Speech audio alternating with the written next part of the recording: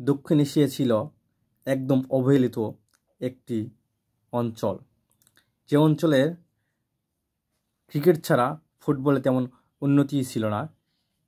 সেই জায়গা থেকে বাংলাদেশ, ভারত, নেপাল তারা ডমিনেট করে খেলতেছে এবং তারা একটা সেম ইকুয়েশনের মধ্যেই যাচ্ছে এবং দক্ষিণ এশিয়ার বাহিরে যে কটি দেশ আছে তাদের সাথে ডমিনেট করে খেলার চেষ্টা করতেছে।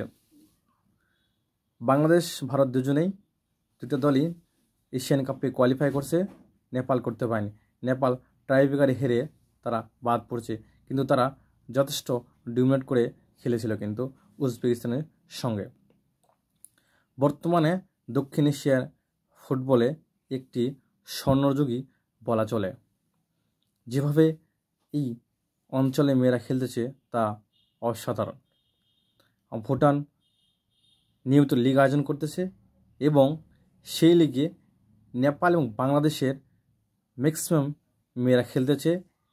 সেই তুলনায় তারা কিন্তু অনেক ডেভেলপ করছে।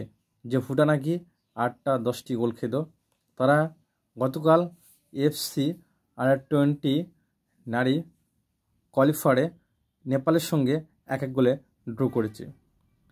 সেই তুলনায় শ্রীলঙ্কা এবং পাকিস্তান সব থেকে পিছিয়ে আছে এই অঞ্চলে। আর আফগানিস্তান খেলে না, তারা হচ্ছে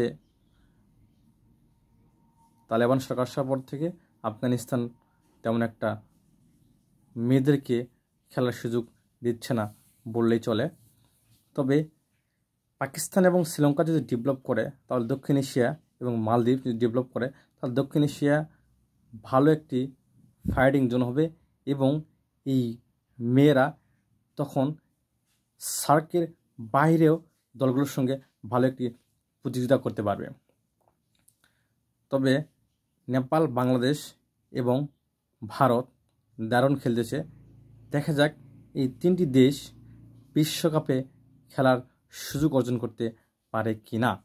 তবে আমার কাছে মনে হচ্ছে বাংলাদেশ যে ফ্লোতে এগিয়ে যাচ্ছে এবং পিটার বাটলার যে একটি দল তৈরি করেছেন তাতে খুবই অল্প সময়ের মধ্যে হয়তো বাংলাদেশ বিশ্বকাপে জায়গা করে নিতে পারে।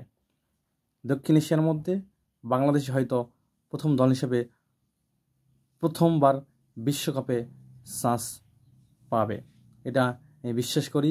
আমি একজন বাংলাদেশের সমর্থক হয়ে এটি আমি মনে প্রাণে বিশ্বাস করি এবং সমর্থন করি। বাংলাদেশি মেয়েরা দুর্দান্ত খেলতেছে। সবশেষে একটা কথা বলবো, দক্ষিণ এশিয়া ফুটবল উন্নত হোক, তারা এশিয়াতে রাজত্ব করুক, তারা ইউরোপে গিয়ে রাজত্ব করুক, তারা ল্যাটিন আমেরিকায় গিয়ে রাজত্ব করুক, দক্ষিণ এশিয়ার ফুটবল এগিয়ে যায়, এটাই আমার চাওয়া।